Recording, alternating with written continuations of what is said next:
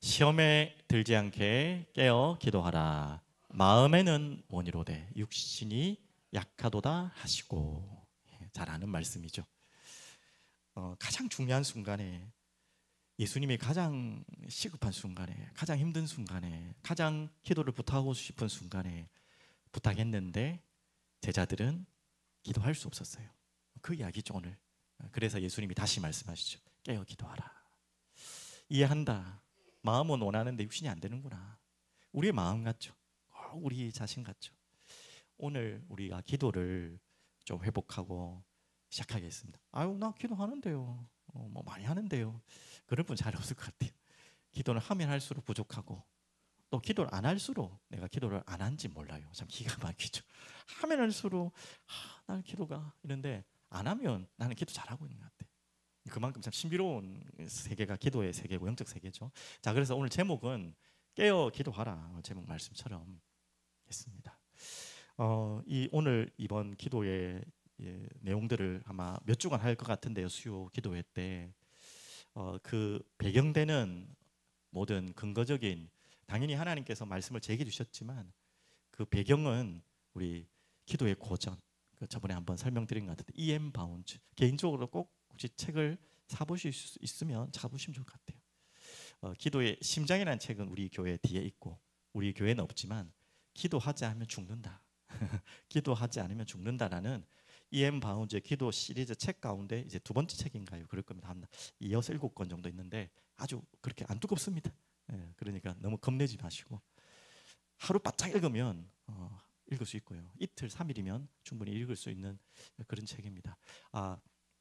그래서 이제 그 시작이 이렇게 나옵니다. 깨어서 기도하라.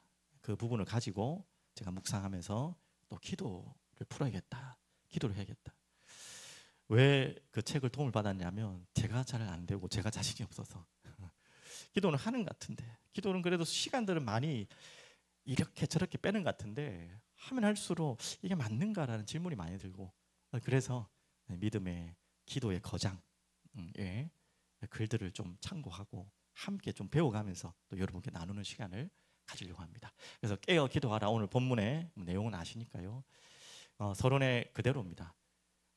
아까 제가 무슨 책이라 했죠? 제목 이름이 기도하지 않으면 어떤 거요? 죽는다 이게 아니고 저 이야기입니다. 기도는 영혼의 호흡이기 때문에 호흡 안 하면 어떻게 됩니까?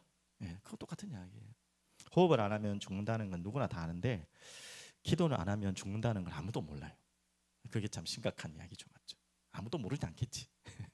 우리 중에는 잘 모르는 분이 있을 수 있다는 거죠. 그래서 여러분 잘 아는 말씀처럼 이 성경이 다 아시죠? 데살로니가 전서 5장 17절 쉬지 말고 기도하라. 그래서 쉬면 안 돼요. 쉬면 어떻게 된다고요? 죽어요. 살기 위해서 기도하십시오. 골로새서 4장 2절도 성경 구절 제가 안 찾았는데 알죠? 깨어서 기도하라.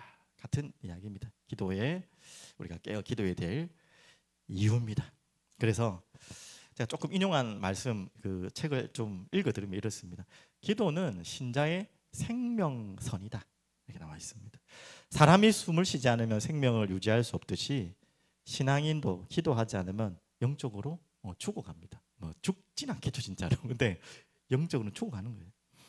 예수님께서 제자들이 졸고 있을 때 저 말씀이 나왔잖아요. 아까 마태복음 26, 41절 깨어 기도하라 하셨고요. 그 기도하라, 깨어 기도하라는 말은 우리가 기도하다 보면 정말 여러분 기도하시는 분들은 경험하셨겠지만 졸리죠. 안 졸리? 오늘도 조금 개인 기도할 때 엎드려 주무시는 분들 계실 것 같아. 그것도 감사한 거예요. 그것도 기도 시작인데, 그렇지만 언제까지나 졸고 있으면 안 되고 기도할 때마다 잠들어 버리면 안 되잖아요, 맞죠? 그래서 깨어 기도하라. 육신의 피곤함으로 졸 수 있죠. 특히 새벽에는 이 리듬이 안 맞아서 새벽에 이렇게 오랜만에 나오신 분들은 개인 기도하면 졸 수 있어요. 그걸 우리가 못하게 하는 것이 아니라, 예수님의 기도는 피곤함을 이기라는 말이 아니라 영적으로 깨어 있으라 말을 하는 거죠. 단순한 피곤한 문제를 이야기하는 것이 아닙니다. 안 피곤할 때는 그러면 깨어 있어야 되는데 안 피곤하다고 안 졸리는 것도 아니거든요. 그래서 영적 무감각과 나태함에 대한 문제를 지적하는 이야기죠. 그래서 쉬지 말고 기도하라. 이 기도라는 게 여러분 해보셔서 알겠지만 쉰다는 게 더 힘들어져요. 쉬는 순간부터 그게 쉼이 길어지는 순간부터 신기하게 졸리고 신기하게 나태해지고 희한합니다. 이 기도가 영적 리듬이 있어가지고 그래서 깨어 기도하라 하고 있고요. 기도는 단순한 행위가 아니라 하나님의 살아있는 교제의 통로이고 그분의 뜻을 아는 길입니다. 오늘 제가 전달하는 내용들은 여러분이 정말 기도가 이런 거였어 라는 건 하나도 없을 거예요. 모르겠습니다. 뭐 기도에 대한 메시지를 안 들으신 분들은 그럴 수 있겠지만 여러분 제가 다 알기 때문에 아마 오늘 메시지를 들어보면 다 아는 이야기인데 라고 분명히 할 거예요. 저 기도의 거장이 다 아는 이야기를 왜 저렇게 적었겠습니까? 그게 차이예요. 기도하는 사람과 기도를 아는 사람, 기도를 지식으로 아는 사람과 기도를 진짜 아는 사람, 그 차이는 어마어마합니다. 우리는 기도에 대한 메시지와 기도가 무엇이라는 것을 너무너무 많이 들었어요. 너무나 머리가 정리가 안 될 만큼 복잡하게 많이 알고 있어요. 그런데 아시지만 기도를 실제로 몸부림치는 시간들은 너무너무 없다는 거, 저부터 여러분도 아마 인정하실 겁니다. 자, 그래서 첫 번째 깨어있는 기도에 대한 오늘 내용입니다. 제목이 그렇잖아요. 깨어 기도하라. 깨어있는 기도 3가지. 오늘 메시지는 간단합니다. 그래서 간단하게 말씀 정리하고 마음에 품고 기도, 잠시지만 기도하시면 좋을 것 같아요. 깨어있는 기도는 제일 먼저 마음의 태도를 말하는 거죠. 아까 예수님 말씀하신 것처럼 육신적인 피곤함을 이겨라 그러면 운동해야지. 그러면 밤에 잠을 많이 자야지. 그 말이 아니잖아요. 마음의 태도, 형식적인 걸 말하는 게 아니라 마음의 태도를 말하는 것입니다. 횟수도 중요하죠. 근데 횟수의 기준을 말하는 것도 아닙니다. 기도할 때 마음의 상태를 말씀하신 것이죠. 자, 그래서 여러분 잘 아는 예수님이 또 직접 하신 말씀이죠. 기도는 아니지만 함께 포함되는 말씀이죠. 하나님은 영이시니 예배하는 자가 영과 진리로 예배할지니라. 저 말은 예배를 횟수를 많이 드려라, 예배 올 때 뭘 많이 가져오라 이 말이 아니잖아요. 맞죠? 무엇을 준비하라는 것입니까? 성령께 의지하여, 성령께 간구하여, 성령께서 이끄시는 대로 진리, 말씀이라고도 하고 예수 그리스도로 해석할 수 있어요. 성령께 도움을 받고 예수 그리스도를 붙들고 말씀을 붙잡고 예배 속으로 들어가야 되는 것입니다. 기도도 마찬가지겠죠. 맞죠? 오늘 이 마음을 허락해달라고, 마음을 하나님께서 지켜달라고, 이게 기도의 시작이죠. 그래서 오늘날 많은 기도가 의식화되고 형식화되고 이게 우리가 가장 경계될 거잖아요. 나는 기도를 하고 있는 것 같은데 안 하고 있어. 아예 안 하는 분들도 있지만 그래도 여기 계신 분들은 그래도 하려고 오신 분들인데 우리가 잘 속는 거죠. 많은 횟수를 하고 많이 앉아있지만 안 해요. 기도 시간들은 드리는데 안 돼요. 맞죠? 이게 우리에게 숙제 아닙니까? 그래서 하나님은 입술의 말보다 마음의 중심을 보십니다.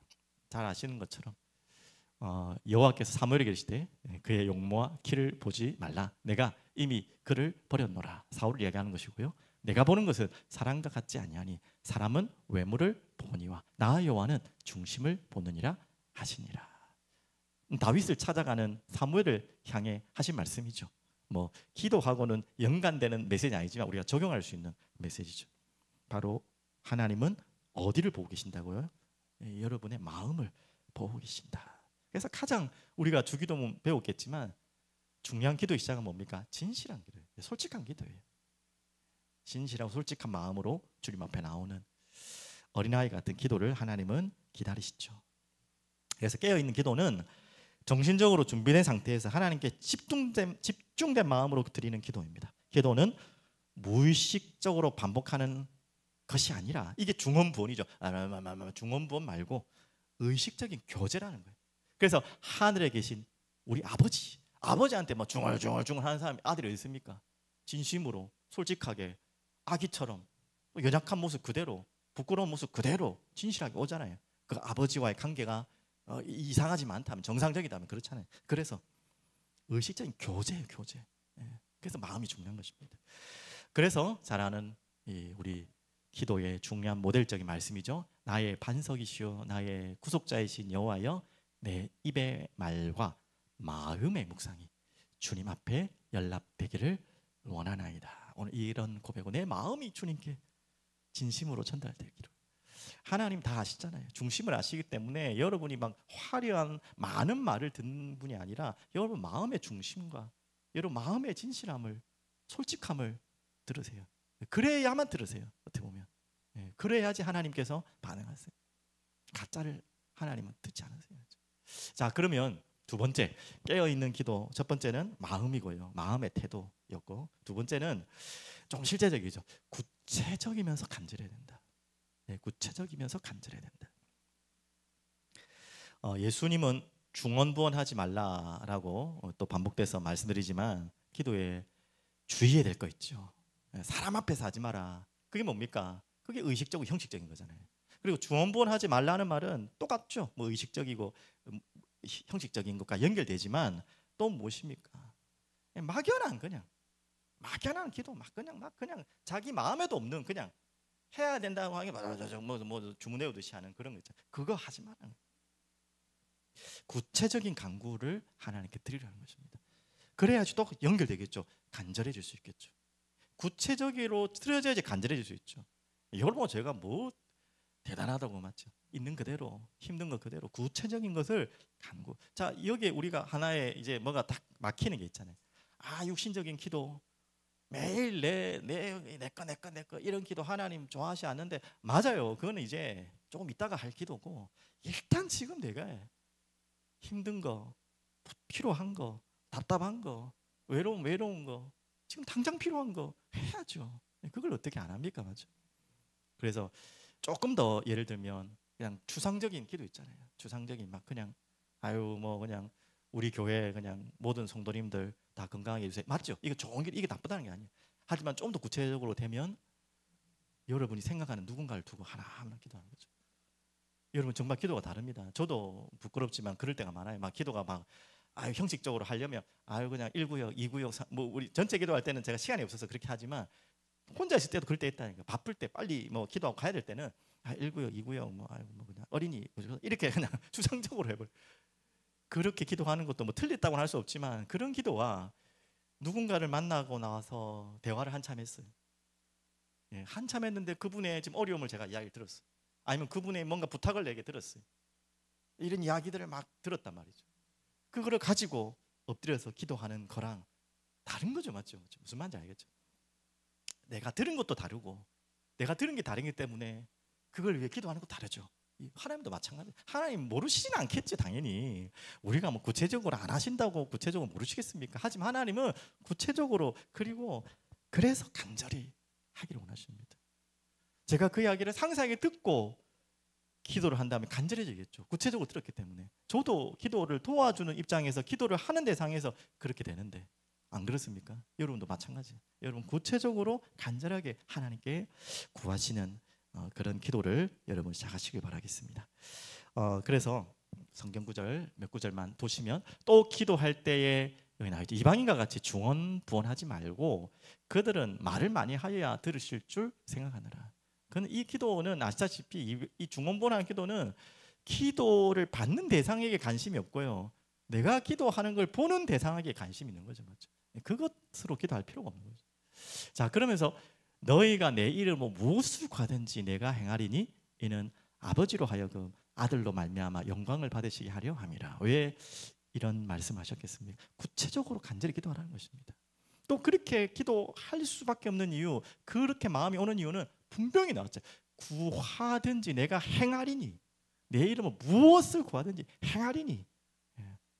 당연히 뒤에 여러분 다 기도 내용 아시죠? 엉뚱한 기도, 육신적인 기도, 응답받지 안 돼야 될 기도도 하나님 그렇게 응답하시니까 여러분이 구분이 안 되시면 일탈하십시오. 하시고 하나님께 간구하시고, 그러면서 예수님도 그렇게 기도했잖아요. 이 잔을 돌려달라. 하나님 뜻대로 기도해달라. 하나님 뜻대로 되기를 원합니다. 하나님, 저는 이렇게 기도합니다. 혹시 제가 잘못한 기도면 하나님 알아서 인도해 주세요. 뭐 그렇게 하시면 되잖아요. 그리고 내 마음을 바꿔달라고 하든지. 괜찮으니까 일단은 여러분 기도 뭐 고상하게 하시려고 하지 말고, 기도하는 척 뭐 자꾸 하지 마시고, 진짜 내 마음에 하나님 주시는 감동과 기도하고 싶은 내용을 가지고 일단 시작하십시오. 그렇게 시작하셔야 돼요. 자, 그러면서 하물며 하나님께서 같은 이야기죠. 그 밤낮 부르짖는 택하신 자들의 원한을 풀어주지 아니하시겠느냐. 그들에게 오래 참으시겠느냐. 기복적인 종교적인 기도를 하라는 말이 아닌 거 구분은 잘 하실 거니까 합니다. 제가 지금 하는 이야기가 아니라 그 우리 기도의 스승 되시는 E.M. 바운즈 선생님께서 이렇게 하랍니다. 이렇게 하라고 하니까 한번 해보십시오. 그러면서 잘 아는 이제 세 번째 기도는, 이제 깨어서 기도하는 세 번째는 영적 싸움의 기도는 바로 무기다. 바로 영적 싸움을 하는 기도를 이야기하는 것입니다. 그래서 기도는 단순한 말이 아니라 영적 전쟁 행위라는 거. 그래서 기도하는 자를 사탄은, 마귀는 가장 두려워합니다. 잘 아시죠? 마귀를 두렵게 해야 됩니다. 그렇게 할 수 있어요. 우리에게 기도라는 영적 싸움의 가장 강력한 무기, 말씀과 함께 무기가 있어요. 그게 기도예요. 왜냐하면 기도는 하나님의 뜻을 세상의 현실로 이루는 통로이기 때문입니다. 우리의 씨름은 잘 아시는 것처럼 말씀 볼게요. 우리의 씨름은 무엇입니까? 혈과 육을 상대하는 것이 아니요 통치자들과 권세들과 이 어둠의 세상 주관자들과 하늘에 있는 악의 영들을 상대합니다. 우리가 기도해야 됩니다. 이 상대할 대상을 싸우지 않으면, 우리가 이 영적 싸움하지 않으면, 우리가 깨어있지 않으면, 같은 말이죠. 우리가 졸고 있고 잠들고 있으면 어떻게 되겠습니까? 맞죠? 무시무시한 이야기 아닙니까? 사탄은요, 교묘한 침념과 육체적 욕심으로 우리 마음을 흩뜨러뜨리고요, 이것을 영적 전쟁으로 보며 기도하는, 마치 적의 움직임을 살피는 장군처럼 경계해야 한다고 가르치고 있어요. 전쟁에 참여하는 장군처럼 적들이 어떻게 움직이는지를 잘 주시하고 그 동료를 보고 있는 장군처럼 우리는 기도로 영적 싸움이 되죠. 그래서 정욕을 따라 요구하지 않도록 깨어 있어야 하며, 사단은 계속 우리 넘어뜨리기 때문에 하나님의 뜻에 합당한 간구가 되도록 마음을 다스려야 됩니다. 자, 이 세 가지 기도가 이런 것이 있었습니까? 라고는 여러분 다 아시다시피 아닐 거예요. 다 아는 기도입니다. 자, 그러면 오늘 이 세 가지 기도를 잘 기억하시고, 기억이 쉽죠? 너무 간단하죠? 마음에 일단 당연한 거 아닙니까? 진실한 마음의 상태로, 형식적인 게 아니라, 그 다음에는 간절하게 구체적으로, 그냥 어디 남의 동네 이야기 하듯이 하지 말고 나의 거, 또 나의 마음에 또 그걸 달라고 또 기도하시고, 그러면서 영적 싸움의, 영적 전쟁의 기도를 놓치면 안 됩니다. 그래서 마지막 한 구절 더 보면요, 모든 기도와 간구를 하되 항상 성령 안에 기도하고 이를 위하여 깨어 구하기를 항상 힘쓰며 또한 여러 성도를 위하여 구하라. 이 싸움은 혼자 하는 게 아니라 함께 하는 거. 여러 성도를 위해, 교회를 위해 함께 싸우는 여러분의 기도가 시작되길 바랍니다. 자, 그래서 깨어 기도하는 자가 살아남는다. 잘하는 말씀입니다. 그래서 베드로전서 4장 7절에 만물의 마지막에 가까웠으니 그러므로 너희는 뭘 하라고요? 같이 한번 읽어볼까요? 정신을 차리고 근신하여 기도하라. 깨어 기도하라 말씀이죠. 오늘 바로 그 시간이 되길 바랍니다. 성령님께서 도와주시도록 하나님의 영이 나를 붙드셔서 나를 하나님께로 온전히 우리의 입술과 마음이 나아갈 수 있도록, 부르짖고 간절하게 간구할 수 있도록, 내 마음 자꾸 닫지 말고 열고 포장하지 않고 있는 그대로 주님 앞에 나올 수 있도록, 어렵게 복잡하게 생각하지 마시고 있는 그대로 시작하십시오. 자, 그래서 조금 아쉬워서 우리가 이제 주기도문을 다 배웠어요. 맞죠? 주기도문을 이제 다 했는데, 오늘 내용 다 아는 근본적인 내용과 함께 주기도문 내용을 가지고 정리를 하시고 한 번만 더 정리하시고 주님 앞에 기도하고 엎드리는 시간 되면 좋겠습니다.